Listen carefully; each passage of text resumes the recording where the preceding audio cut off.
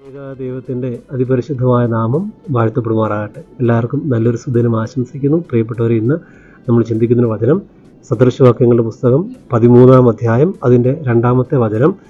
നല്ല മനുഷ്യൻ അവൻ്റെ വായുടെ ഫലത്താൽ നന്മ അനുഭവിക്കും, ദ്രോഹിയുടെ ആത്മാവ് നാശം അനുഭവിക്കും. പ്രിയപ്പെട്ടവരെ, ഇത് മാതാപിതാക്കൾ മക്കൾക്ക് നൽകുന്ന ഒരു ഉപദേശമാണ്. നല്ല വാക്ക് നമ്മൾ പറഞ്ഞാൽ അതിൻ്റെ പ്രതിഫലം തീർച്ചയായിട്ടും നമുക്ക് ലഭിക്കും. അതുപോലെ തന്നെ വഞ്ചനാപരമായ വാക്ക്, മറ്റുള്ളവരെ വഞ്ചിക്കുന്ന തരത്തിലുള്ള വാക്കുകൾ പറഞ്ഞാൽ അത് അക്രമത്തിനാണ് കലാശിക്കത്തുള്ളൂ.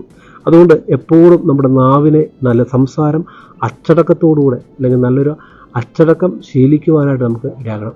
നമ്മൾ സംസാരിക്കുന്നതിൽ എപ്പോഴും നമ്മളത് ശ്രദ്ധാലുക്കളായിരിക്കണം.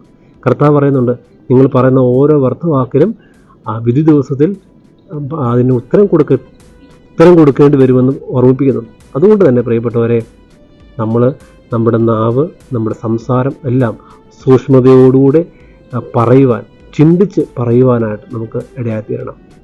മറ്റുള്ളവരെ മുറിപ്പെടുത്തുന്ന, അല്ലെങ്കിൽ വേദനിപ്പിക്കുന്ന, മറ്റുള്ളവരെ ആക്ഷേപിക്കുന്ന ഒരു കാര്യവും പറയാതെ നല്ല കാര്യം, മറ്റുള്ളവർക്ക് നന്മയ്ക്കുതകുന്ന കാര്യങ്ങൾ പറയുവാൻ ഇടയായിത്തീരട്ടെ.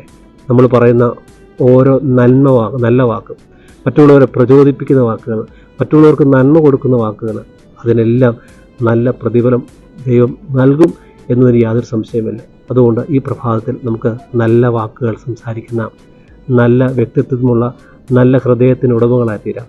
അതിന് ഈ വചനഭാഗം ഇടയാകട്ടെ. സർവശക്തനായ കർത്താവ് നിങ്ങളെല്ലാം വാഴ്ത്തി അനുഗ്രഹിക്കുമാറാകട്ടെ. ആമേൻ.